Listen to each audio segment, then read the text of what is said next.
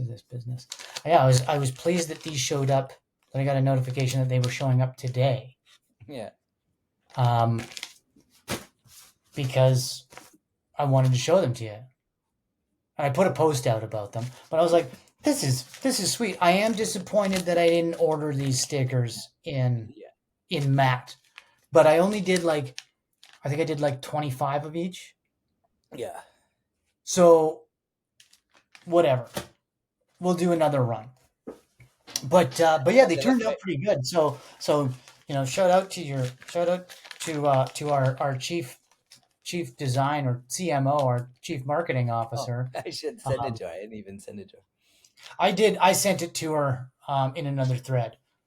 Perfect. So I sent her the pictures. But yeah, these stickers, with the new logo and everything, they turned out pretty good.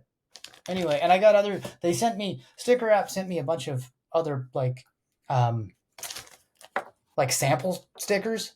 Oh yeah. Of the different kind of finishes and stuff that they can do. So I'll bring these when I come to when I see you next, and I bring you your set of stickers. I'll bring these, and then we can go through and say, okay, how do we want to do the next ones? Because there's some cool ones, some cool backgrounds and finishes, I guess is really the right way of putting it, that we can.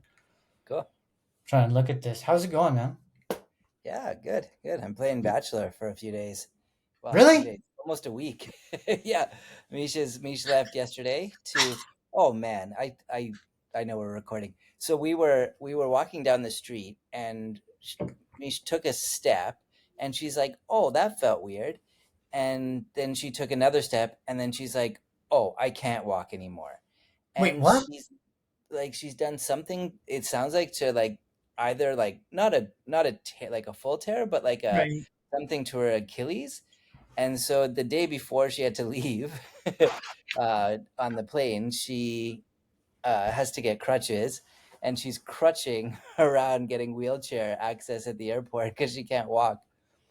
So it sounds like it's getting slightly better as the days go by, but holy shit! And where is she? She went to California. She went to go see his. Oh, man. Yeah. Holy shit. Well, it's crazy. So I hope it's nothing too serious. So if it is getting a little bit better. Yeah. It's I guess interesting. if you fully tear your Achilles tendon or rupture it or whatever you can do to it, Yeah. You're in excruciating pain. And Yeah. she was in no pain apparently, but just couldn't put any weight on it. Or you know how you kind of spring off your heel to propel yourself forward? Yep. She couldn't do that. It was super strange. Holy shit. That sounds like on the mend, I think. Hopefully. Well, I hope so, man. Yeah. But otherwise, yeah, she's gone till Thursday, and then I go next Thursday for the weekend. So be there for a few days to celebrate his birthday and stuff like that. So nice. That'll be really good. Yeah. It sounds like. How are you? How are things going? Settling in? Yeah, good. I had to fly back to Calgary this week just for work. So I was there for a few days. Monday, Tuesday, Wednesday, then back. What day is today? We're recording Thursdays now. It feels like a Friday. I know. Last week, the same thing. I finished recording, and I'm like, I may as well have another beer. It's a Friday night. Yeah. No, it's not. That still shouldn't preclude you from another beer. It may not. It may or may not. We'll see how I feel. Yeah. We'll see how I feel. But no, it's been a good week. Yeah, things settling in on the island. Hey, I don't know if you saw the pictures, but this is actually show worthy. I think I told you, and I can't remember if I told the audience, that I transferred from Wild Rose PCA chapter to the Vancouver Island Region, so BIR. Yeah, you told me, yeah. What an incredible welcome. What a great group of people. Very welcoming. I got a bunch of welcome emails from not just the president, who stick handled there's a lovely woman named Garth. I was expecting it to be a man, but then I met her, and fantastic lady. Big car enthusiast, loves her Porsche. She was at Cars and Coffee on Sunday where I met her, right at the Whole Foods here in Vic. Nice. So there was a decent turnout. A couple 997s, a 996 turbo ripper that is just bred for the track. The guy showed up with his black lab. I spoke to a gentleman who was really great, from Calgary originally, moved to Seattle, and then he and his wife had been on the island for a little while, and he was in a Cayman R. Do you remember that car? like the old 982 first gen Cayman R. Ah, okay. I don't Okay, remember that car. I'll try and send you a link to one. Porsche Center Vic, or I think here in Vic they have one that's a low mileage white on black. This still they've got it listed out there at 100 grand still. Like these Wow. are pretty rare cars, and I think basically maybe I should have done some research before bringing this up, but as to what the R is, because I think it's actually like I think it's a Carrera, like a hopped up Carrera engine in a Cayman. Like before they put a 3.6 or 3.8 in a Cayman, I think it's a 3.6. But anyway, really, really great gentleman. And then a great older gentleman who he mentioned, he's like, I just got my 10th anniversary, or I just looked at the photo of me taking delivery of my 991, and it was, that was September 6th, 2013. So he just passed a 10th anniversary with his car. We were talking, and he's like, I have a lot more miles than most people have on their 911s. And I said, oh yeah? He said, yeah, 77,000 kilometers. And I said, great. Yeah. I just rolled 144,000 on the way here this morning. And so that was my bragging right. That was my entry into the VIR. Oh yeah. But it was again, very warm reception. I sent you a couple pictures, I think, that there was one of an older gentleman there who had a 356 that was quite pristine. That's that same ivory color 356 coupe, like the one that you and I saw at Wysack. Yeah, basically one of those. And a driver. Like the guy gets out and drives it. So it was great. What I like here about being here versus my experience with some other PCA members, and not knocking any of them, there's in Calgary or in Vancouver or in California, depending on the chapter, there's that walk of life. So it's still very island people, but they just happen to have Porsches. Yeah. Do you know what I mean? I don't know if that makes Yeah. sense or not, but it's like Calgary people are still Calgary people, regardless of what they drive. Do you know what I'm saying? Well, there's always this joke here in Vancouver especially, that there's this thought that, it's not like the friendliest of places. But, like when you show up in another city, it's not like they like roll out a red carpet and have like a welcome committee, right? Like, Right. like all cities have their, people have their friend groups, they have their things that they do. But I think when you start entering into, you know, the Porsche clubs, and you start to find other car enthusiasts, or you do it through, a sport or a hobby or whatever, like that's Right. how you make good friends here, when you share similar interests. And it sounds like you've found maybe a little bit of a diamond in the rough there. Yeah, I think so. I think it's going to work for me anyway. I was looking as well to see if there was a Red Bar meetup here, but there is not, from what I could see on in Vic. I'll keep looking, but I couldn't find, because you go to Red Bar meetups in Van. Oh, you muted. Hey, you muted. Hey, heard you. You're muted. Fuck. I I was turning it off was because like, I was how are you freaking. not hearing me say you're muted? And that's why I was like, hey, hey. Sorry, No, folks. I I was was gonna say tapping on my mic you're and pounding on it there. I'm just gonna drop a mark in case I need to take out some of that. Don't worry about it. Anyway, what were you saying amateur. there about? We were talking about Red Bar. Yeah, I was gonna say we're not part of Red Bar, but we started our own Red Bar. My dad and a friend of his, and then I've kind of been an early member to this. So it's Vancouver Watch Club. We got kind of the Red Bar here is remarkably exclusive in the way that they deal with their members, and that's not supposed to be the That's not concept of supposed Red to Bar. be what Red Bar is. That's Yeah, exactly against it. Red Bar exactly is supposed to be a very like welcoming, all-inclusive membership group, and they've kind of taken it and spoiled it a little bit. So anyway, all to say, you're invited to Vancouver Watch Club. It's second Thursday of every month, and yeah, the location and time and Wait a minute. That's exact today. details to be given offline. But yeah, you're more than welcome. Okay, but isn't hang on? Isn't that today? Uh, it would be today. Yeah, I think it might be this month. It might be on a separate day because I'm Maybe not we can. missing it. But you're right. This is the second Thursday. I think we should do. I think when you have your GTS, which let's touch on that in a moment here. But when you have your GTS, then maybe we should organize the first. I guess it would be the second Thursday in October, maybe. Yeah. Maybe we could do, or maybe we could do something that maybe we could mix like a 0 to 60 coffee and cars and watches kind of meet, and Yeah. revolving around, at least the three of us would be there with cars and watches, Yeah, but exactly. the same kind of concept. I don't know. Yeah, it's good We'll take fun. it offline. Yeah. Um, Yeah, anyways, I'm I just clicked on this Cayman R. Just maybe we can close the loop here. So yeah, got 10 extra horsepower over the Cayman S at the time.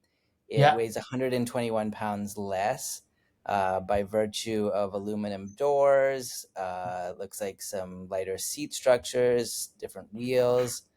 You can do carbon ceramics at the time, which shave off some more weight. Um, Gets up to 7,400 RPM. yeah. So I mean, it would rev. You could 330 get it. horsepower. So yeah, I mean, it looks like actually a pretty tracky, not just a change in name only. Like I think there's some material differences here.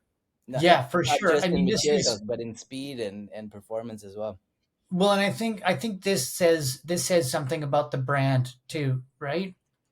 That when we're talking about Porsche and they put out something like this, that a lot of people would say it's just an old Cayman, Yeah.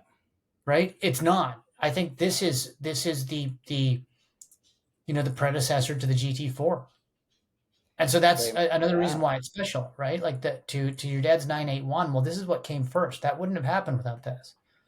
I kind of look. I like the lines too. I that was maybe my only gripe about the non GT4 982s is it just looked a little bit bubbly to me. But I think it looks like they've done some stuff with the front and rear axles But this would be like a different gen than your dad's 981, just before, right? right? Right? So this would be the first gen of that. Well, first gen Cayman. They would have done a pretty significant facelift, but not a full refresh from the first gen Boxster to the first gen Ah, Cayman. yeah, But okay. then they came out with like the 981, which is essentially So this is cosmetically to a this is the layperson. Yeah, this is precursor to that. So when they came out with like the 981, same as like your 718, when that body style has been around, it's actually getting, I mean, it's been quite long in the tooth, right? What's yeah, going to be the cosmetic differences from your 2018? Was it a 2018 or 2019? 2019. So your 2019 to your new car, the cosmetic differences are, I mean, save for the trim Yeah, level. yeah, Um, nothing, right? yeah, right. Same generation of panels, essentially, as far as I know. I think you're Um, right. I don't think anything cosmetically changed with, I mean, yeah, you're right, different trim levels, so obviously some different like aerodynamic packages and such, but I don't think there's yeah, anything that different um, from the one I had. right. And so this Cayman R reminds me of kind of something. Well, I'm kind of thinking of it just from what I'm reading here too. Sorry, let me acknowledge what you said first. Um, Significantly different than this generation was your yellow 718. Not very different from your new one that's going to be arriving shortly. Right, right. Um, this car, it's kind of like, how when they would bring out a GTS cycle, usually the tail end of a generation is when the GTS Yeah, shows up. That yeah, last 18 months of production run, right? That's not really the case anymore. However, this came out in 2012 when they were really sunsetting this body style. They call out right away that the 997, like they say, the 997, well, in the autumn of their product cycles, mm, right? And that would be the last year of the 997 proper was 2012. In fact, there was it was that crossover year where you could get a 991 and you could get a 997 depending on the trim level. yeah, So this is kind of, it reminds me of that it's like, okay, let's go a little bit crazy with a more track focused car. We have the parts on the shelf. We know what we can tune this flat six to. We can give a little bit more power. We can follow that Colin Chapman methodology of simplify and add lightness, right? Yeah. Yeah. They've done that here. I do love every time they do this, and shout out to Car and Driver on this article, that they call out pretty quickly. You can option this with the PDK if you want to add 55 pounds. Oh, So interesting. I do like that they call out the PDK and how much weight it actually adds, because in a package like this, the right setup, as always in a track car like this, I mean, it would probably be the PDK. So now it Yeah. comes down to, do I want to be faster, or do I want to have a more fun and exclusive driving experience? Because I think the package with this would be the manual. Well, and performance characteristics are impressive. Like this is a 2012. It's 0 to 60 in 4.2 seconds, which is ripping fast. Top speed Yeah. 175 miles an hour, 330 horsepower at 7400 RPM. For at the time 67 grand. Like, It's a steal. gee, yeah. Like I know Well, 67 is not 67 anymore, but like yeah, you're that's a pretty cool car to to spot. And obviously quite rare, right? If they just limited production. yeah. So that's exactly what I'm thinking. Is that quite rare, limited production. Um, I mean, it seems like a really cool little package. Yeah. Neat. What And color did he and have it to in? your point, like 67,000, like I said, there's a certified pre-owned one. I guess it wouldn't be certified; it's too old. But there's a pre-owned one at Porsche Center Vic for $100,000 Canadian. Yeah. Do the math on the conversion. It sounds like these cars don't really lose money. I think this is a good sign going into the last run of a gas-powered 718 in a 4-liter flat six. Right. Yeah. We Yeah. say invest in joy, right? You're not buying this car to make money on it. You're buying it because it's going to be an outlet for enjoyment for you. Yeah, But absolutely. it doesn't hurt that you're probably not going to lose a fucking dime on it. No, it's interesting because there are so few of them. I was just the other day I went on Auto Trader just to see what they what the market looked like, and you can find Caymans, obviously you can find Cayman S's, and then you can find like GT4 RS's, which are just put up there to see what what you can get. They're 300 $350,000 price tags that are attached to it, but there are very few GT4s and very few GTS's, which probably speaks to the collectability of the cars, people not Mm-hmm. wanting to give them up so easily. But yeah, Yeah, I mean, I think if you were willing to part with it, I think you probably have a fairly low supply, high demand environment, which would keep the prices up. It's nice to know. I'm not buying this car. I never really ever thought of buying it with the intention of flipping it or any kind of resale of the car. At least in the 3 to 5 year plus kind of time horizon. right. But it's nice to know that the payments that you're making are partially equity, which is It not a really is. not a calculus you normally make with cars. Well, I mean, you did really damn well, I think, on your 718. I think it ended up costing you like $1,000 a year to own it. Yeah, it was a pretty surreal Yeah, calculation. right. We're still, you're still in that headspace, and rightfully so for the new one. You have scheduled delivery, you told me. I do. So as far as I can see on the My Porsche app, the car has made it to the local authorized. And that said, I haven't heard from the dealership, so it's probably still in there. Like probably hasn't arrived right at the dealership, but it's here in Vancouver, or at least in Langley somewhere. Yeah, there's And so probably a yeah, couple I've of got fucking lot attendants ripping it around. Remember that scene in Ferris Bueller Day Off where this thing's yeah. probably been airborne twice over fucking Knightsbridge. I hope it gets just I'm okay if somebody wants to take it around for the record, but just yeah, be gentle with it. I'm eagerly anticipating its delivery and would love it to be in relatively pristine That's condition. a clip. That's a sound bite right there because I'm going to hold you to that, folks. We will just welcome anybody to go and drive your car as long as they're respectful. Well, that's a relative term, Hergy. Yeah, respectful in the sense that I don't know you did it. How about that? And including the Ah, odometer. okay. So discretion is advised. Yeah, you can go backwards, but don't drive it slow. That's a myth, man. Yeah, That's a fucking myth. I know, I know. Um, well, I'm excited. I'm really excited. I'm trying to pack some like a couple of business meetings around that to justify Nice. coming to the mainland. Not that Well, that isn't justification in itself. if I think not, we'll I make it will. work. I'll see you soon with it. We'll plan a trip over to see you guys with it because Yeah, I'm sure I won't be able to contain you my won't be able to excitement. contain it, man. Yeah. I'm so excited. I'm really looking forward to seeing it. I'm looking forward to seeing you in it because I know this has been. Um, I mean, this has been a long time in the making, right? This is I think when I put my name on the list, it was March of 2022. So, and then I had been Well, that's actually not kind of bad. I'd been in the dealership, kind of, like configuring and talking to them from that November.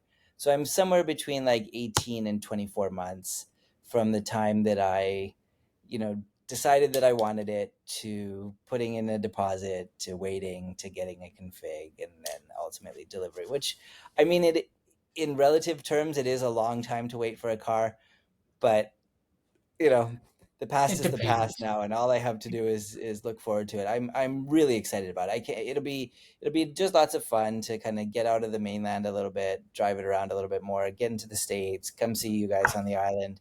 After come October in Vancouver, you can't go much further than, I want to say, like the Coca-Cola. You can't kind of get too much further than that. But you can go south, and obviously you can be in the mainland pretty easily. You can't really. I mean, you could get to Whistler, but I think you're pushing your luck.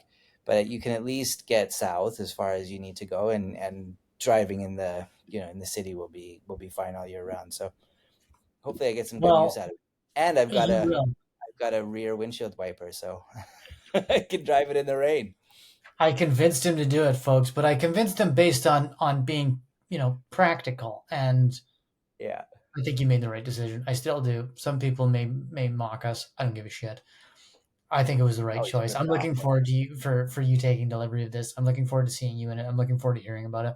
Let's not. We've talked about your GTS ad nauseum to a certain extent. I think the next time we talk about this car, I think it should be after you've driven it and can give us at least a first hand Sure. driving impression. That sounds perfect. Um, we got some watch news. Oh, yeah. Do you want Is me it about to? is it about Blanc Pen, all these people waiting overnight for an allocation of a $500 watch? Or is that Funny, is that passe? funny. No, not really. I thought everybody's talking about that. We've talked about it twice now. Our listeners don't need to hear it, but I got a few watch points here. We were evidently Um, just quickly, we were evidently very wrong about how this watch was going to be received by the public. It is I mean, I apparently knew very we well, knew. like people are very happy to get one, and when they do have one are actually very complimentary of the watch. So I guess that speaks to something, the accessibility of the market. I heard an interesting quote, and we don't have to stay on this too long, but Sure, no, go please. it'll be hard for a Blancpain to kind of um, separate itself from this the same way that Omega will continue to be able to do so, because Omega is such an iconic brand. The Lots of people know about it. Obviously, the 007, heritage, and Yeah, just Man on the Moon, all that kind of stuff. Like it has so much going for it that Omega is kind of that enduring brand, whereas Blancpain, like arguably, probably outside of the watch collecting community, I would argue that a lot of people wouldn't know about it, and even inside the community, it's kind of pretty rarefied territory. So you kind of worry about this brand not really being able to recover from that. But I guess brands evolve, and maybe the interest will peak, but I worry about them a little bit right now. I was thinking the exact same thing, Hergy.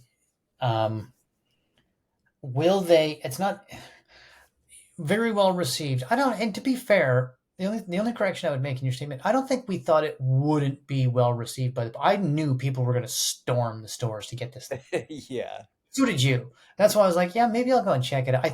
I don't think. Let me let me rephrase that because I'm thinking about what we were saying last week. And I was like, yeah, maybe I'll just stop by this watch store like an asshole. Maybe I'll just take a look at one. No, there's no way.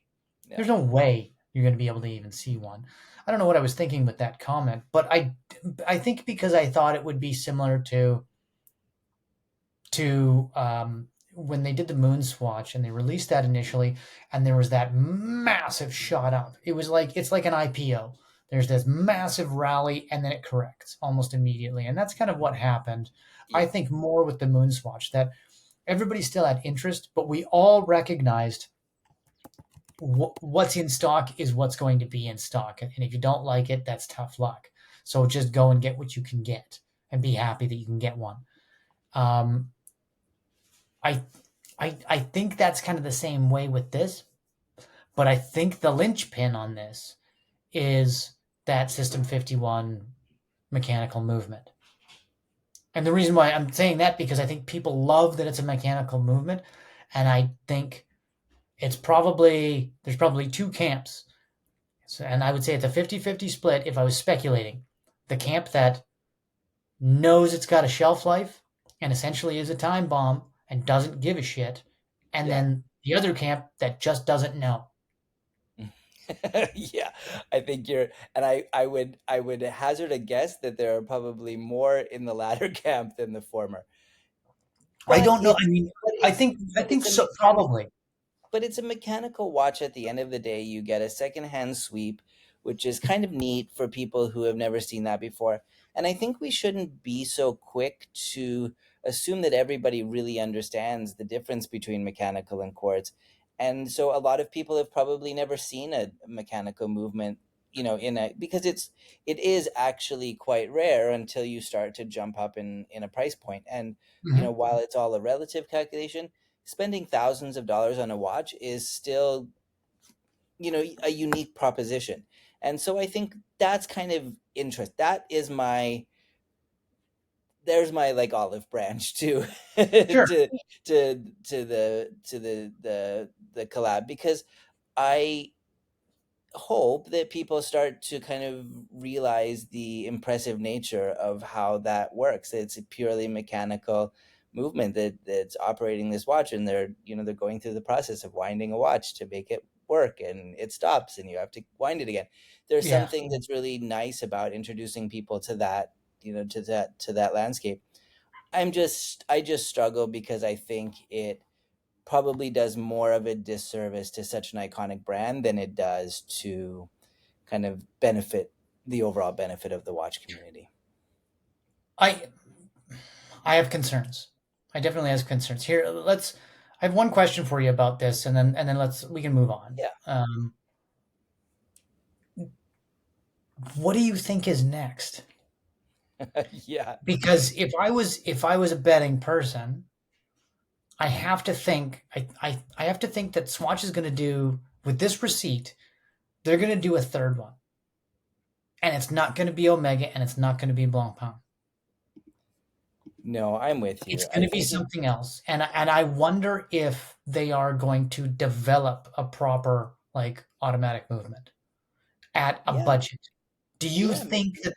Do you think that's I feel like they stand on the shoulders of giants in that regard. Do you think that that would be feasible for them to develop not an in-house but develop or work with one of their subs to develop a budget automatic movement that won't have a shelf life that is serviceable for the next budget collab piece? And I don't let me take the word budget out of that for the next collab piece. I think I yeah, I hadn't thought about that until now, but I think you're probably spot on.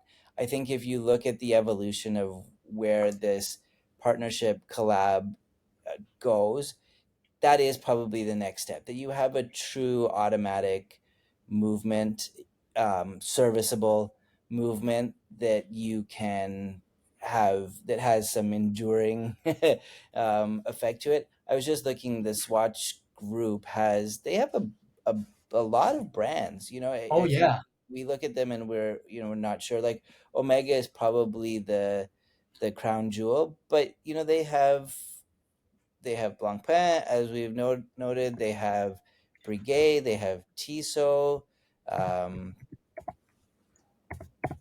they have Glass Hoot. They have Hamilton.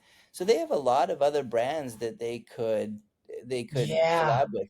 I Well, I it's funny, like, kind of like the idea that they've gone from, like, you know, that this is like a quote unquote diver's watch, as much as it's not the diver's watch to have. But yeah, I mean, I think if they were to do something cool with this, the evolution, I think, would be maybe find another brand that they could do this with, maybe more of a dress watch kind of look, perhaps, and do something that is purely automatic with a yep, serviceable movement. That might be a cool next move. It seems like they're kind of on an annual schedule here. it does, right? I'm And looking at the obviously brands myself. must be incredibly profitable for them. It, I don't know. Do you think?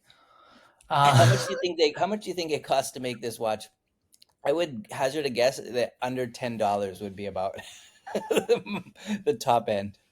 I was actually going to say that even in today's world, I would be baffled if they're dead cost on this thing before it goes out the door from the factory. Let's take logistics out of it. No, fuck it. Let's add logistics in. I would be baffled if they're spending more than $35 on this piece. Yeah. Yeah. Logistics, packaging, manufacturing, marketing, all in by the time they get them out, because we know it's not limited. We know they're going to punch a shit ton of these things out, and we know people are scrambling to get them. So I think there is nothing but upside for them. Um, to your point about the other brands they have, I'm looking at these and I think that's the next evolution. I think an automatic dress watch under $500. So would you be thinking maybe like a Breguet? Because I'm looking at some of these other brands and I'm like, well, you're not going to bastardize Hamilton. Hamilton in all its glory, you can get a khaki field, which is a fantastic watch for 5, 6, $700, I think. Yeah. Yeah. Right, in an automatic movement from Hamilton. So I don't think they're gonna do a collab with that type of watch, because it's already in that affordable market. There's not enough of a delta, but I think a Breguet dress watch by Swatch maybe. So Yeah. let's see. This might be a little bit like the acid green 718 EV that we know is going to be a press car. You know You what know I when mean? you're Like, waiting for the you know when you're waiting for the apocalypse and you know it's like about to happen and you're just in countdown mode and you're just preparing and you're just, ready to see yet the next brand get cannibalized. This is what I feel like. It's a dreadful situation to be. It, it is. So let's make a game out of it. Yeah, at least It's it'll like be going to fun to the watch apocalypse, I the next suppose. iconic brand go up in Yeah, smoke in yeah. Happy Who's Meal the next one to collector get fashion. eaten by an angry mob? Yeah. That's okay. On to Well, the let's next move one. I on. agree. Let's I think move we've on from talked about Swatch. this enough. Yeah. I'm not even writing this down. I'm not even going to add it to the episode notes because we've Good. talked about fucking Blancpain and Swatch enough. I'm gonna put this one on you. I have a couple points here.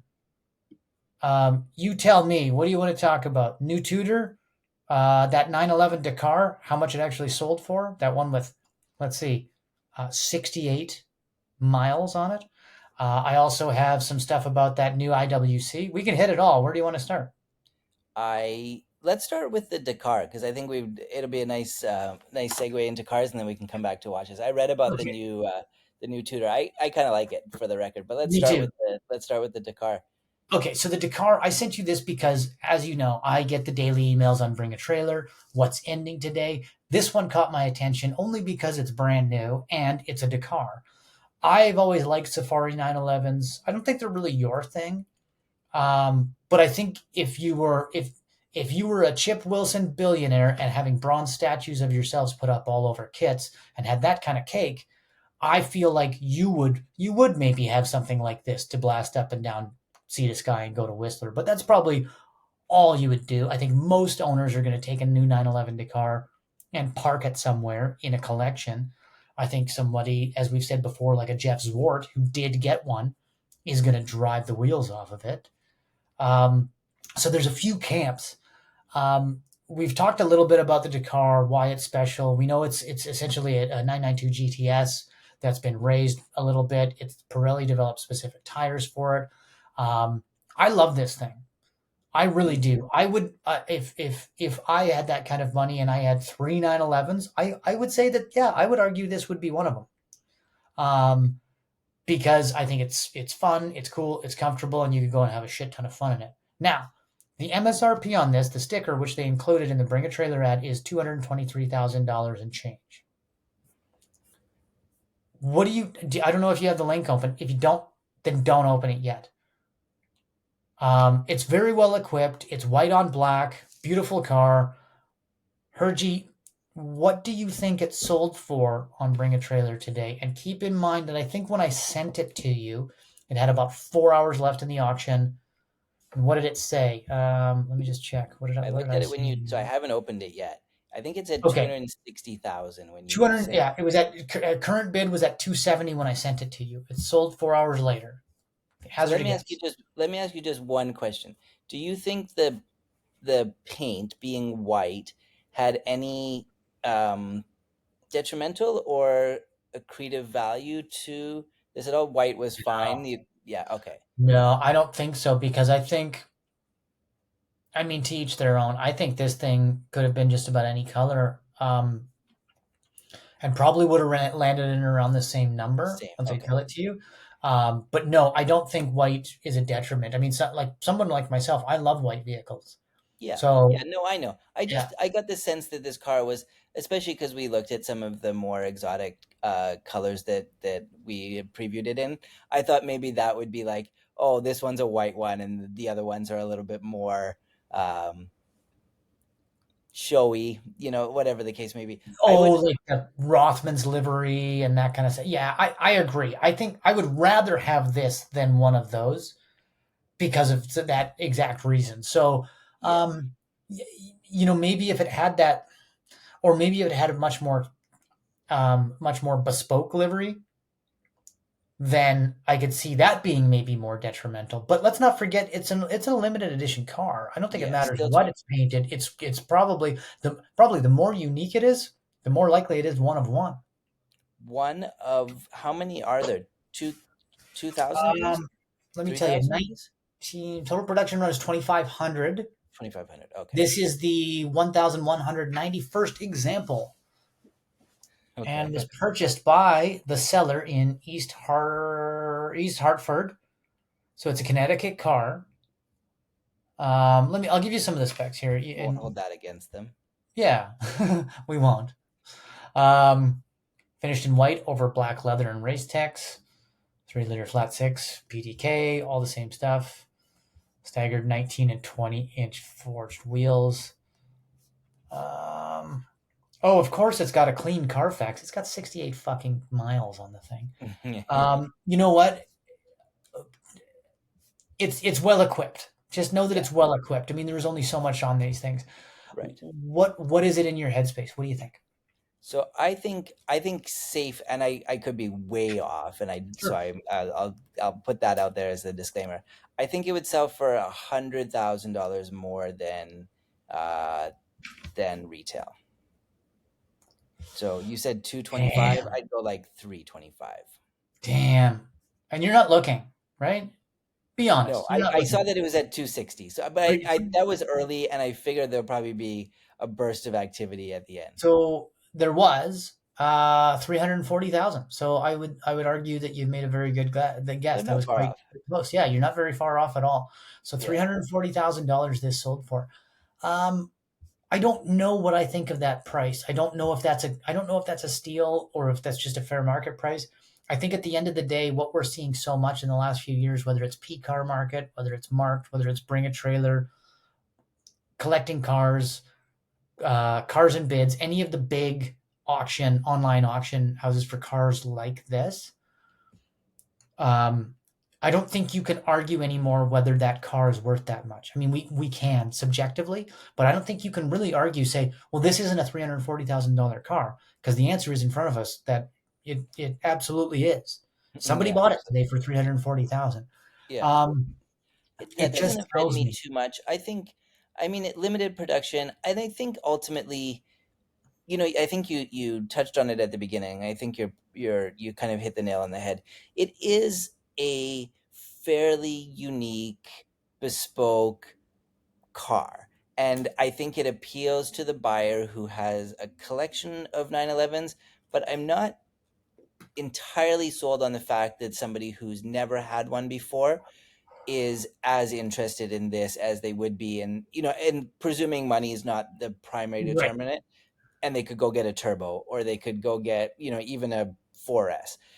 I That's the reason I don't think this is like, that's the reason I didn't think it was a $500,000 car, because I don't think it's as universally in demand as maybe something else that wouldn't be so kind of bespoke would be. I spoken like a car guy. I think that's hammer to nail, because this is not your first 911. Maybe in some cases, but let's be honest, you're going to be buying it on the secondhand market because you're not going to get this allocation if it's your first. Right. Second, um, the average 911 buyer of the average Dakar buyer, it's not their only 911 likely in the household. Yeah. Right? So I think you're absolutely correct. I think where this sits, I think this is a $340,000 car.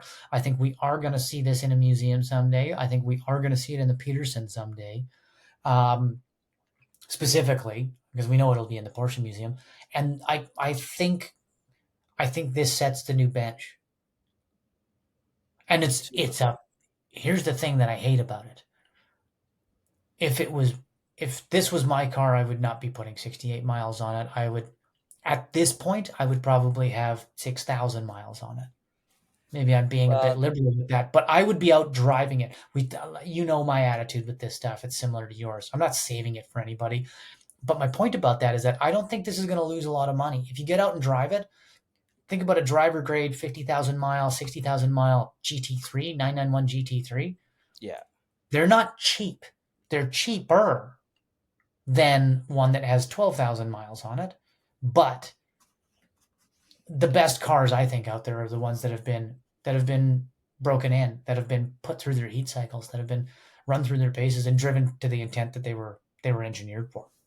Well, maybe whoever bought the car is listening to our pod today, and we can encourage them to take this car and make it move, because you're right. This is what it's made to do. In fact, this car, more than maybe arguably any other Porsche, is meant to be put through its It's paces, to be meant driven to be hard, to be, driven. yeah, Driven hard too. yeah. You know what? And if anybody who has a 911 Dakar is listening, DM me and I will send you a bunch of 0 to 60 stickers. I have some now. Oh yeah, we've got stickers now. Yeah, yeah. The Clip world, this. the world Clip will be. this. Oh, yeah. I'll trade you a sticker for a test drive. I Do you think think that's a that's fair trade. Let we'll me even ask you. sign them. We could I'm even autograph it.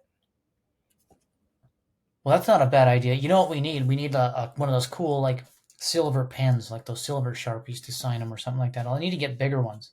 So they look Um, Gucci. when we get the new order, when we get some matte ones, you gonna put one on your Cayman? Sure, yeah, fuck yeah. Would you really? Oh, of It course. wouldn't listen. It wouldn't break my heart if you didn't. You know me. I'm a sticker head. I have my quarter windows covered No, in stickers on that my way I can Porsche. write it off as a business expense for advertising. Yes, that's exactly what I was thinking. I realized that after I put them on, I'm like, oh shit, I could start writing off these kilometers. Oh, I guess we need to monetize this fucking thing. Yeah, Damn it. hey, it's coming, man. We've got more listeners every episode. We are kind of on trend. I would say that we are, as a percentage of growth from episode to episode, we're probably in the top 10 of all podcasts. Yeah, I mean, we're definitely probably in the top 10 of all podcasts in 2003.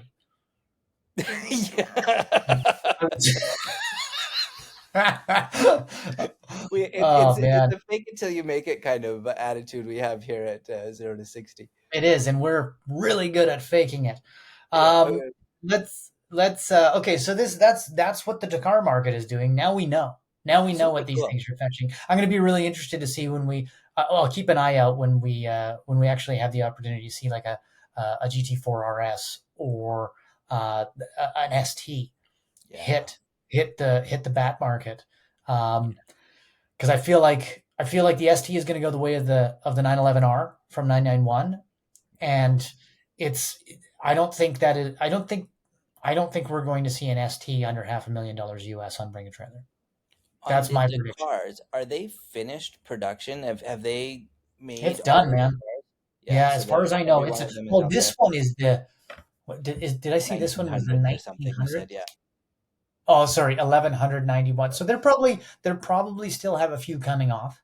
Yeah. Um, I don't think there's anything going on with that assembly line. They're not retooling anything, so I think it's probably just a matter of they make them as they can. I don't know that they've ceased production Let me or ask you this. completed. I'm more out of my own curiosity than anything else, but maybe the listeners will find this interesting. Could you take an existing Oh yeah, no, I know where you're going with this. Go ahead. and Could you? and an Yeah. existing, I mean, it's based on This is not a new on a concept. GT3, right? Like, could you take a No, GT3?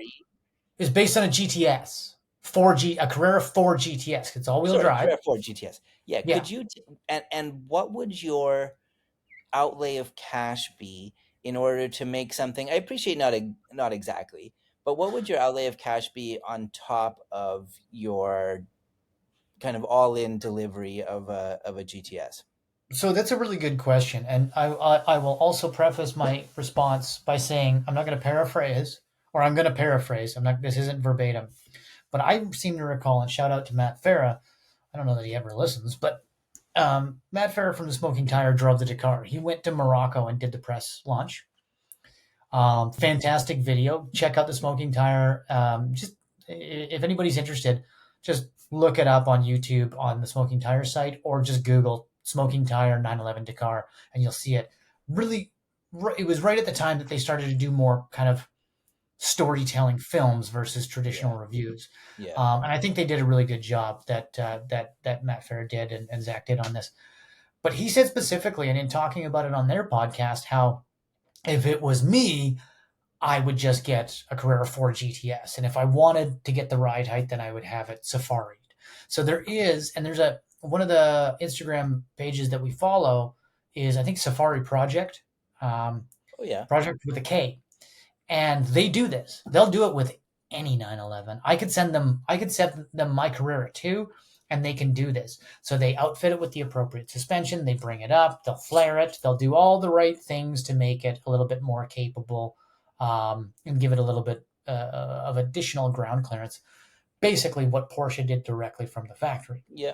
Now, your question was, what would that outlay of cash look like? I don't know, but if I was to just throw a dart, I think that you could take a new 911 or even a 996, and depending on the components you chose,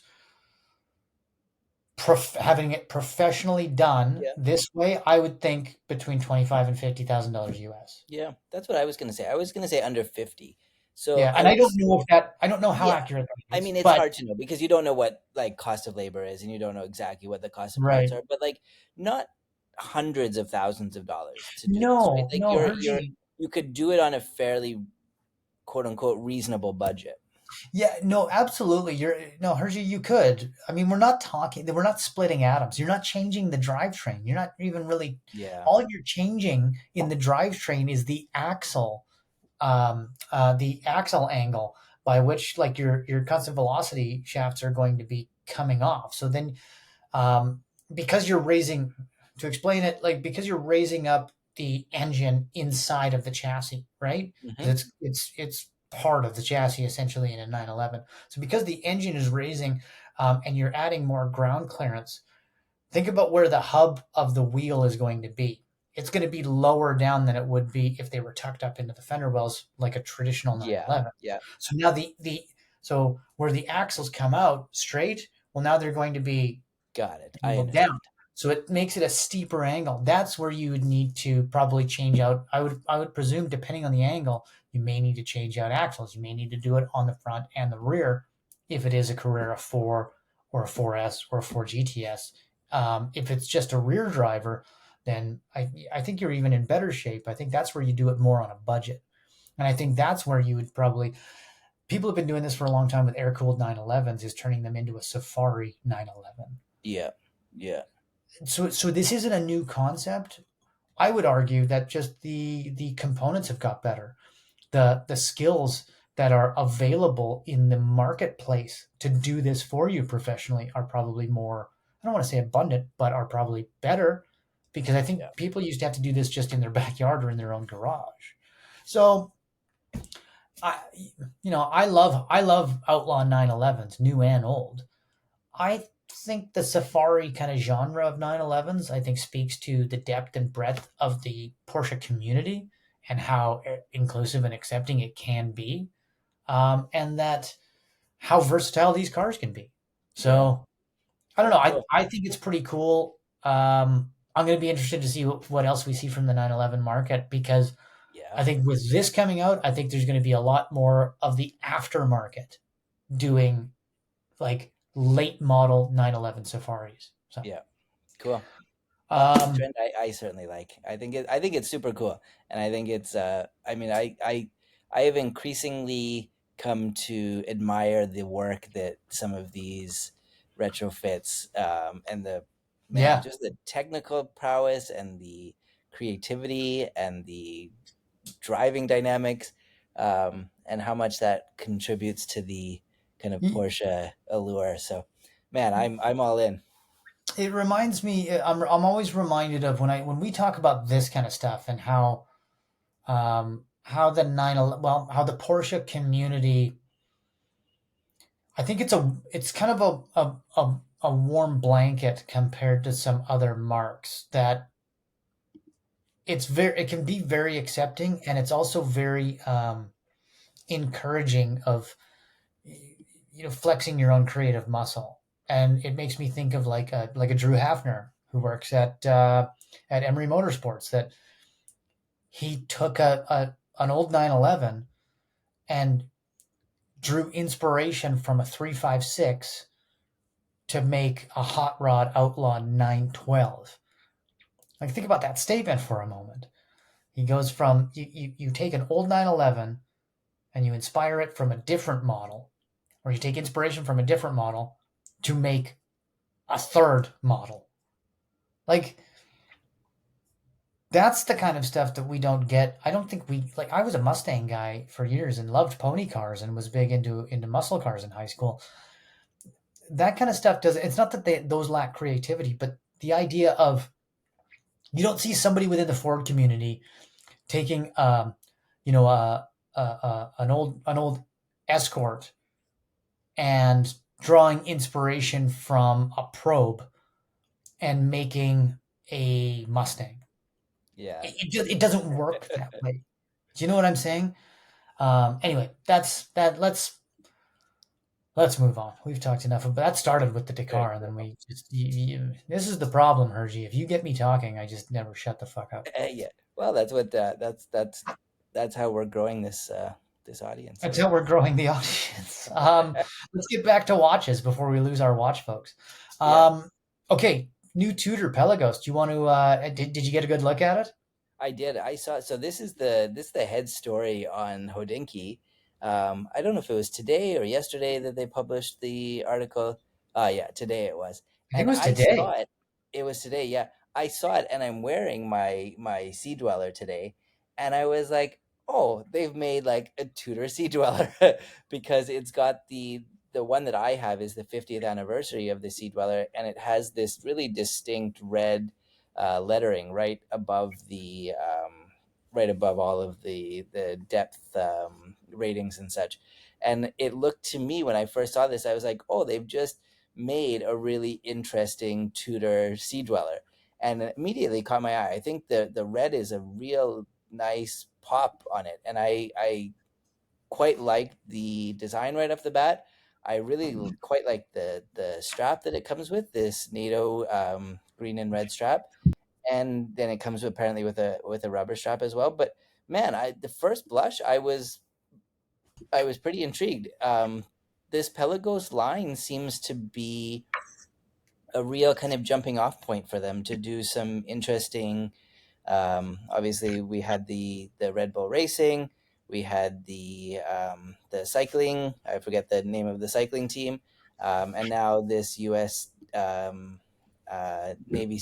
Navy SEAL team collab. Apparently, unofficially collabed with Tudor. It's not. They didn't have like official input here, so that's a Yeah. little bit of the disclaimer. But you have the same movement that we've gone on about, the MT5602, which has the 70-hour power reserve, 2,800 beats per hour. You've got a good size case, back to 42 millimeters. You have it in titanium, which I think is really cool. Um, and man, I just think that I think they just kind of like did it again. Not limited edition, 4,000 plus Yeah. US for a titanium automatic watch is, to me, pretty fair, like, How do accessible you to the beat market. I this? mean, again, I don't want to kind of get off the thinking that $4,000 for a watch isn't a lot of money, but in No. relative terms for Tudor, they're not pushing the upper boundaries of this, so keeping it in the same Pelagos frame. So, um, you mentioned something there, and I noticed the 42 mil is usually like the standard Pelagos is 41 mil, correct? Yes, yeah. So they had And mentioned then the that in the Chrono's Hodinkee 43. article. I think that was what it was when we were talking about the Alinghi Red Bull one. Yeah, I think they Okay. haven't had a lot of time with it, but one of the quotes in the Hodinkee article was that the vibe is kind of like an FXD crossed with a Pelagos 39, which is kind of exactly what you're pointing to. Slightly smaller, slimmed down version. And again, we talk about this a lot. 42 mil is big. Like, Big. you shouldn't be. It will turn some people off. It's very much a sports watch, but this is kind of what they're trying to be, right? This kind of rough and tumble SEAL Team Six. Caseback is non-exhibition caseback, Yep. but like a real kind of throwback to the vintage seal stuff, which is apparently from the 50s and 60s. So yeah, I think you're right in terms of the size difference. And my Sea Dweller plays at wears at 43 with a bracelet. It's heavy. It's a lot to it. So I think what would be nice about this from the evolution of my watch is that you have it in titanium, you have it on a NATO, and you have it slightly smaller. So you're probably getting, to me, an improvement in the aesthetics and the Right. wearability of the watch from as a result. It's interesting. I'm thinking of it in terms of remember when we talked about the Explorer versus a Ranger. So here we are again Yeah. comparing, a Rolex and a Tudor. Kind of a brother and sister, if you will. And I remember reading something about the Ranger specifically that it's like it doesn't wear like a 39 mil. It actually feels bigger than the 40 mil Explorer. Yeah. Right. And I thought that was interesting. And it's kind of interesting what you're saying is that your your um your Sea Dweller is a 43, but if I'm hearing you correctly, are you saying that you think maybe this 42 could wear similar to a 43? I think actually no, I think it'll Or the other wear way, that it would it'll wear be similar to a 40-41. Like my Black Bay, that's 41, and yeah, that's I about as think big as I could ever wear. that's I love this watch. I love wearing this watch, but my biggest complaint is that like it's heavy and it's there's a big presence on your wrist, and a lot of other watches I wear don't feel like there's quite as much like substance on your wrist all the time. And while Yeah. it's I mean, we're talking about the minutia here, but it is noticeable over, is when I switch it out. And I think what I like about this from a similar aesthetic standpoint, um, it's just it'll be more wearable. It's lighter. The NATO strap would make it easier to wear, and it's slightly smaller. I think you probably get a wider breadth, a wider I audience see. because of it. Yeah. Would you? Let me ask you. Would you? I've got the impression from you that you've hummed and hawed over that Sea Dweller of yours, and is it? I don't feel like that's going to be a long term watch for you. I Yeah, it's a tricky Tell one me, to am I let wrong? go. Yeah, I really like wearing it when I wear it, but I find that I wear it for Okay. about a week and then I put it away for about a month. So it has limited wrist time for me.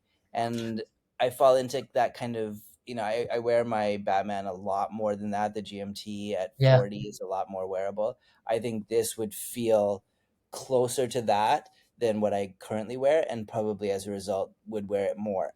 And you're talking about like $4,000 on not limited edition. It's actually not a difficult transition to make. And so that's kind of where I'm going with this. Is that would this be a potential if you opted to sell your Sea Dweller? Would this be a potential replacement for that?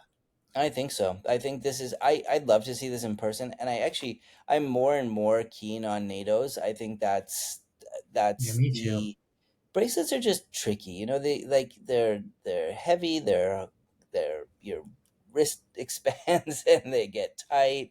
They're, a little bit, and I don't know, increasingly I think wearing a Rolex these days and trying to travel with a Rolex these days is a little bit more precarious than I feel comfortable with. And so as a closer to a travel watch, I would feel a lot more. I mean, it's still a Tudor, but I'd feel a lot more comfortable wearing that than I'd feel comfortable wearing my Rolex. So again, like now your use cases just keep diminishing from wearing this. Like I'm not wearing it for dress occasions. I'm rarely wearing it for just my personal use because it's heavy. I'm not going to travel with it because I don't want to wear a big flashy Rolex when I travel. Like all But of a you sudden, would like wear when your are you Black wearing Bay, this thing? Yeah. right? Like you would wear your Black Bay, and even I think you'd probably more likely wear this Pelagos, this new one in black, than your Black Bay 58 in blue, because it wouldn't stand out as much. Yeah, for Honestly, sure. I don't think it would. That's why I decided to go with the Black Bay and the black bezel, as Yeah, opposed to the red. I like the agreed. red, but then I went with this one because I'm like, it's way more subtle. Most people don't notice it. To the average watch person, or to the average person, they may not notice whether it's a Tudor or a Timex. Yeah, Um, to watch people, they'll understand that it's a something, but it's far, far, far more subtle. And where I'm going with this is even my Seiko Daytona from Alpine that Danielle got me for my birthday is in the platinum colorway. yeah, So it's the ice blue dial with the chestnut bezel in a Daytona form factor. And even at Coffee and Cars, there was a young gentleman that I was talking to, a great kid. He's like 18. He's got three 944s.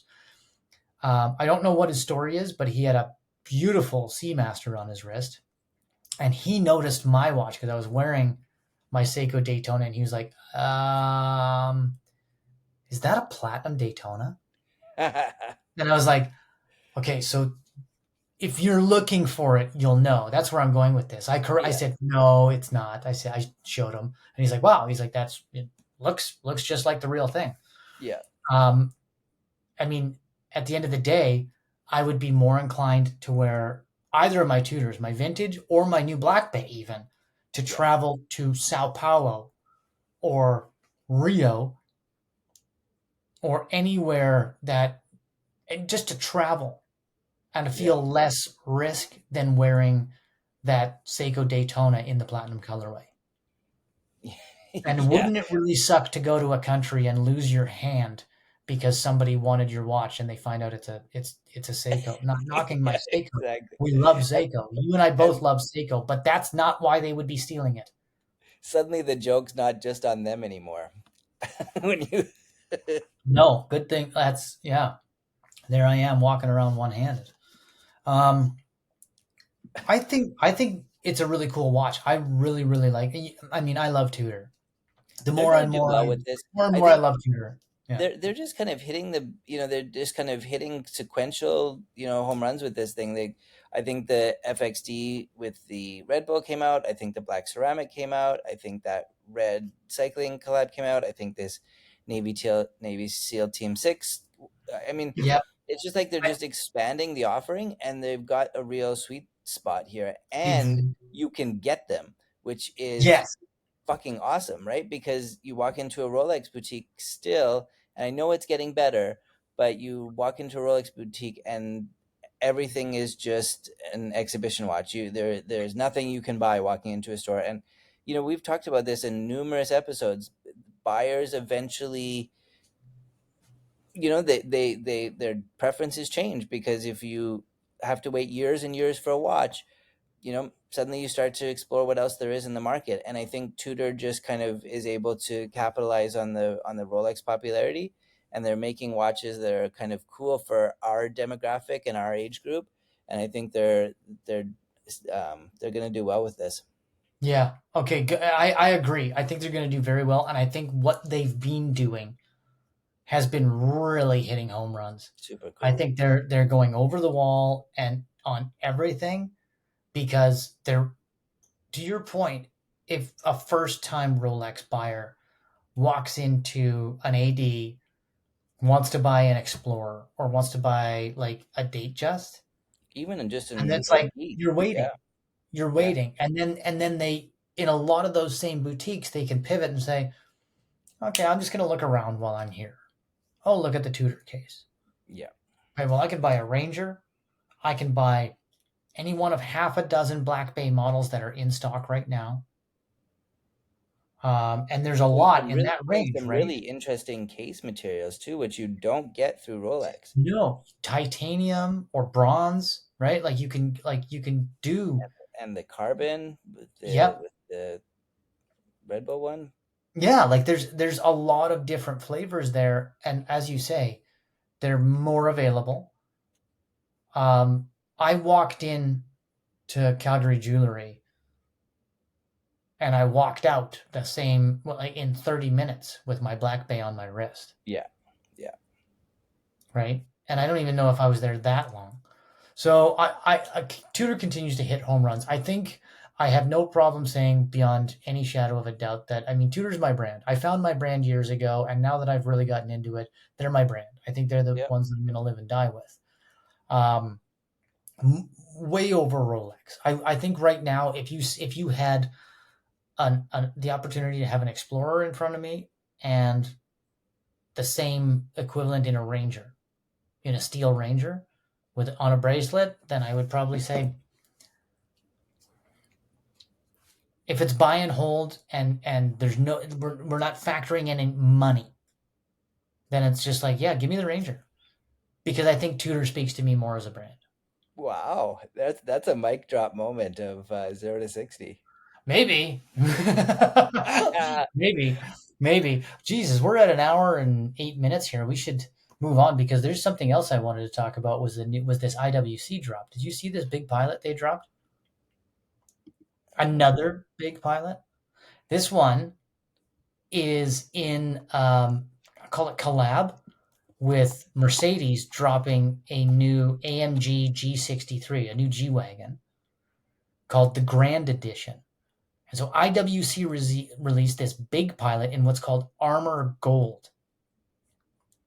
And so it's an alloy. I want to get your thoughts on this. I don't know if you have too much time to read on it. Do you have the link up, or do you need me to send it to you? Yeah, sure. If you can send it, I was just trying to search it. Yeah. So it's called Armor Gold. I can't remember if I saw this on. I can't remember where I saw it. A few places. Probably. I don't know if it was on Hodinkee or not, but it's probably something on there. So um, let's see, what is it? It's an alloy. So it's a gold alloy, but what they say it elevates the hardness of gold. So it basically makes it a whole lot more resistant, a la a G Wagon. This thing's supposed to be beautiful, functional, and tough. But look at the subdials on this thing.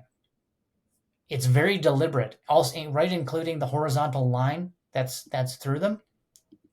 They look like the headlamps in a G-Wagon. Wait till you see the back of this thing. It's got the Mercedes logo, I think, right in the hub.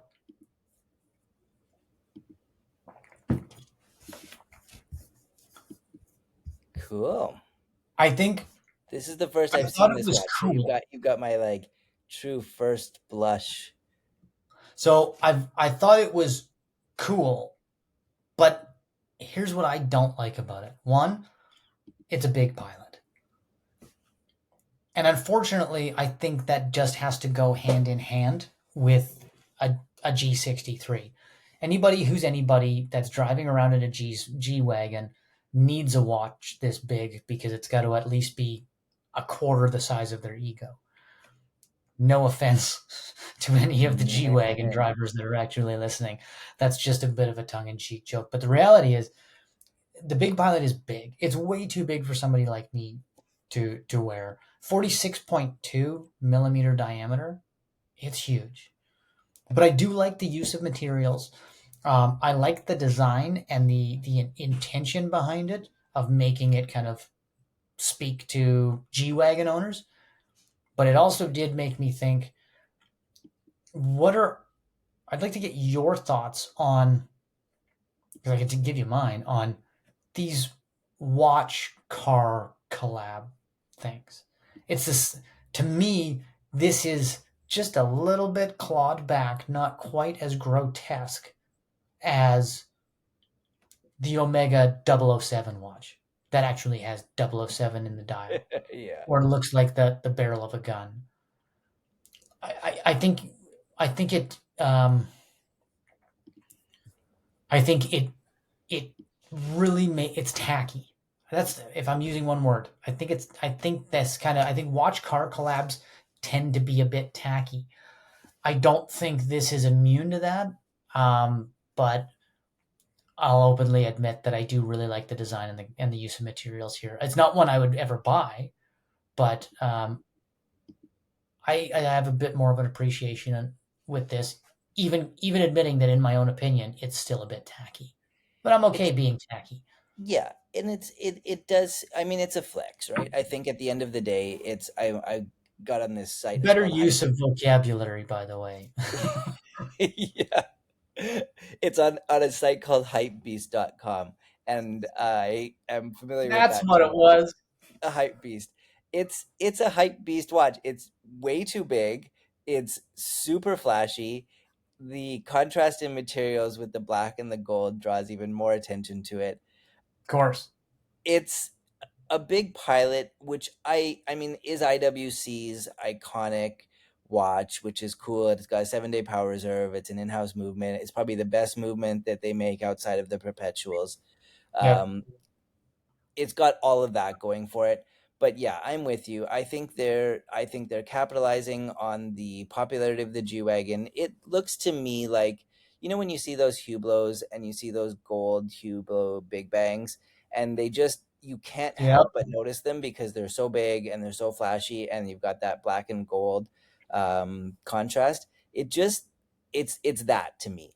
And while I don't necessarily disparage that, it's not the look I would go for either.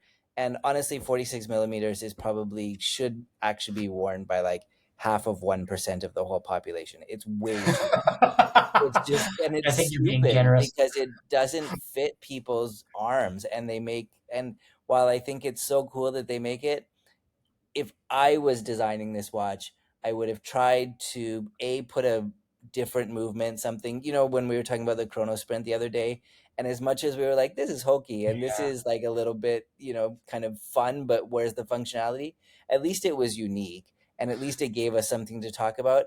This is not even that, and it's too big, and they haven't really done anything to me to represent like progress here. They've just put it in a flashy case and put a Mercedes logo on the back. It's a pass for me, but I get if you're trying to make a really big statement coming out of a G-Wagon or an S-Class, and you want to, you know, you want everybody to notice who you are and then notice the wrist notice your wrist afterwards. It's probably a good watch for that. Yeah, there's a, if everybody in the world was the same, right? Why Exactly. would it be a boring fucking place? Um, I agree in that it's not for me. It's a hard pass for me. I think there's a lot more in IWC's catalog that, especially for 35,000 francs, um, that I think would be better. What I do like is the innovation behind the gold here. And that in developing an alloy or working with wherever and using this alloy to punch out the case and make a more durable, more resistant, um, more wearable gold. If you like gold, then I get it. For people like yourself and I, we'd rather have carbon, titanium, or steel. Yeah. Because I like to wear my watches. And to that point, if I liked the color, then I could see the use of a material like this maybe in a future watch. Um, Outside of that, I feel really bad for somebody who says, "Well, my wife wouldn't let me buy the G wagon, so I'll spend $35,000 on the watch," and it's like you're gonna look like a dick. I think most people who are gonna buy this are probably going to be people that understand the connection with the car and Yeah. probably have at least something under the Mercedes brand. Yeah. But no, it's a pass for me as well. We're at an hour and 16. I did want to ask you one thing before we drop because I've been seeing more about this and I shared something just on our story. Let's talk more about this. Maybe even next week because we do have our first guest tentatively joining. This is for real this time. We teased it That enough, huh? Yeah, and Sandeep, who you would have met once, I think, before, Yeah. but a great guy. I've known him for a number of years. I found out just the more he and I hung out that he's deep into cars. He drives an AMG wagon. He's been building his own Seiko mods for years, and so he's going to come on and Well, just we should ask him talk about about this cars watch. and watches. We should ask him if he likes this new Well, he IWC. does listen. He does listen. So I hope he'll listen to this episode and then he can come and give us some feedback. But I'll try and preface him with that, or or prep him with that. Otherwise, we will hit him blindly with this and say, Sandy, what do you think of this piece of shit? Or Um, another one of the like the Patronus IWC colorways, the kind of turquoise blue. Maybe that's more appealing. I mean, the nice thing about that is you can get a really interesting like perpetual out of that, but B, yeah, you don't have to necessarily wear a big pilot. And you can still have access to I that I colorway. actually like that one. I really do like that one. But here's the question I had for you. I've been seeing more and more about more like the whole thing with Rolex doing meteorite dials. Hmm, Right? So Rolex apparently has been buying up Meteorite for a while. interesting. So I don't know that I don't want to use the term abundance, but they have a lot of the material. Yeah, And I've struggled with whether it's something that I like or not. I'm like I like the idea of it. I like the origin. I like the complexity that it takes to take something that is not of a piece of matter that is not of this world and use it in something as a base material for the eye yeah, in a watch. yeah. I don't know how I feel about it aesthetically. Yeah, I've put a couple of the meteorite dials on in the past. There are a few interesting things. A, it's quite heavy, which you may not Okay. initially I was wondering. think about, but yeah, the if you put on, I mean, they put it in a couple of the models. But if you put on a non-meteorite dial and a meteorite dial, you would immediately know the difference So if you're between a the two steel of them. Daytona to a steel Daytona and the only variation is a meteorite dial, you Yeah. will actually physically feel that weight? Oh, very much so. Yeah, Oh wow, noticeably okay. different. Yeah, I want to say like, I mean, I would hazard to guess but like say another like 30 or 40% of the weight of the watch what you would feel when you put on the Meteorite dial. So it's Wow. noticeable. What Okay. is kind of really interesting about it, which I think is good and not good, is that every dial is inherently unique, which is Snowflake, right? actually pretty cool, right? Exactly, the snowflake phenomenon. And so you know that the dial that you have, unlike probably 99% of the other watches that you can buy, every dial that you're getting out of a Meteorite dial is unique to you. The Yeah. flip side of that is that not every one of the Meteorite dials looks really good. And so to your point of like, does this detract from the watch? Some of the meteorites are a little bit, and I imagine they probably have some filtering process, but some of them are a bit more distracting because of the way the matter looks, I guess, on the dial. That you're like, Yeah. oh man, I kind of wish it was didn't look just like that. And I guess you come to terms with that and you're okay with it and you obviously get used to it and you start to enjoy it as your own. But as a purchaser, I think when you're spending that kind of money, knowing that you're getting a deliberate imperfection or something that is maybe detracting from the watch, that throws me off a little bit. But I think it's cool. I think it's really neat that they do it. It's very unique. And I, push comes to shove, I don't think I would buy it. I think I'd buy the non-meteorite dial, Right. but I can certainly see the appeal. I think it looks pretty neat. It's like I want to want one, but I Yeah. think I would have to be at the right place and the right time and see the right one that I was like, oh, this one, the way the light is hitting it works. So I think to your point, Yeah. like we use the snowflake, analogy. I think if it's a snowflake in that this one is just right, then then great. But outside of that, I really do struggle with the idea of having one for myself. I don't think it's for me. I love the idea. I love the concept, but it's not pleasing enough to my eye right now for me to say, yeah, this is for me. Yeah, so you can get it. I'm just looking at, you can get it in the Daytona, you can get it in the GMT. But keep in mind, you're getting this. They don't do it with the steel, so you're getting it in You're getting it in typically platinum. in a gold or platinum. Yeah. Yeah, so it's that much extra weight again. You can do it in some day dates. I noticed. Um, yeah, I Can you do guess it in a sky dweller? I don't think you could do it in a sky dweller, could you? not Just because of the not way the dial moves. not factory. I guess if you could get it customized, maybe you could do it like that. But I think their biggest claim to fame is doing it with the Pepsi in the Okay. GMT. I think Yes. that's by Yeah. far the most popular color. Well, and I have seen a few Daytonas out there, just on social, Yep. as well. That you know what? If I like one, it's the Daytona and the black subdial with on a black Oyster Flex. I keep it Yeah, you simple. you and me both. I think Yeah. that to me is the biggest, the coolest one they make.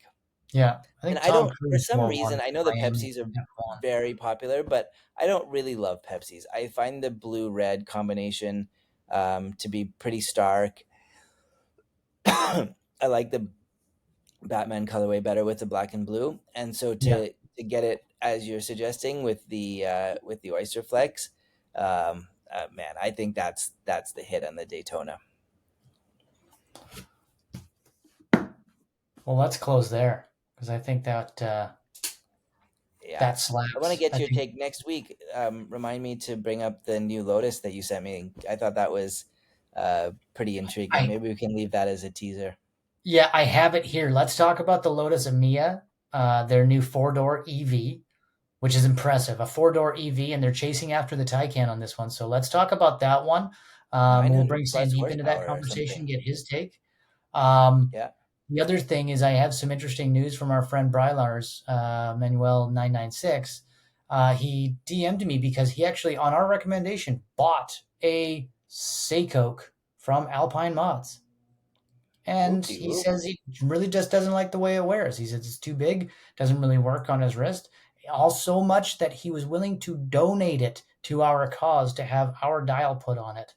And I said, no, you keep it, do whatever you want. But I said, that's going to raise the attention with myself and with Hergy, that you and I need to talk about this and say, maybe the Royal Oak isn't the right one to do this with in a steel. Maybe we should do more of a traditional style Seiko and save the Royal Oak for your wrist when we really get an AP in the collection. Wow. That's a I thought it was quite bold, and I appreciate his feedback. I think that's huge. All the more reason why he's likely the front runner for our giveaway. yeah, exactly. Anyway, you win by default. Exactly.